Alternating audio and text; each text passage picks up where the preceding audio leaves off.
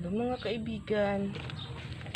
Ito yung aking pinutol na na lemon lime at nakikita ako sa pat pinang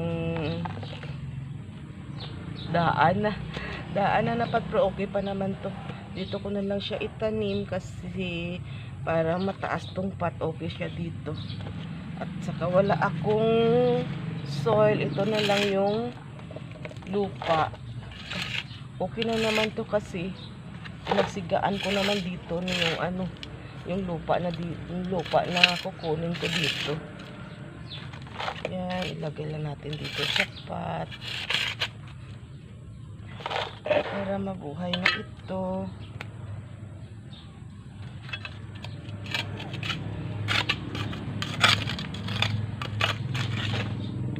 Punuin lang natin to ang pot ng lupa para ang ating halaman healthy yung halaman natin.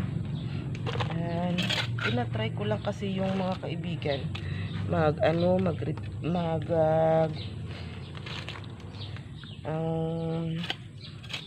kung paano magpadami yung ng halaman,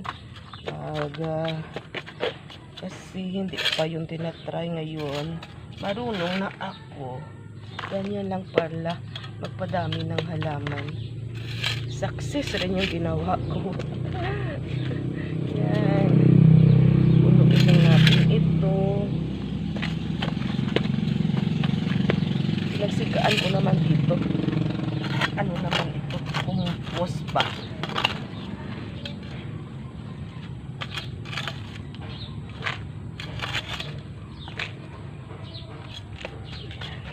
Malapit na mapuno yung pot natin.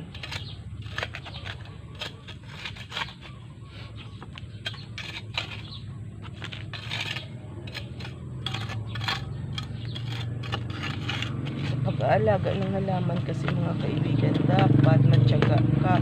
Araw-araw mo sila tinitingnan. Baka mayroong mga kaibigan na dumadapo, yung kaibigan ba na nagsisira ng mga dahon ng mga halaman natin.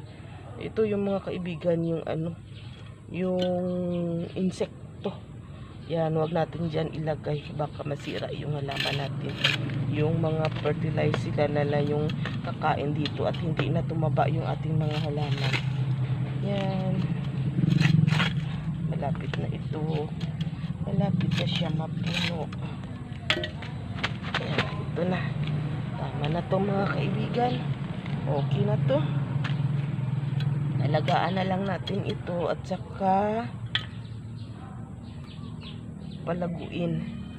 Yan, ito na yung aking success na success na halaman. Yan, mga kaibigan. So, hanapan na lang natin siya ng paglagyan para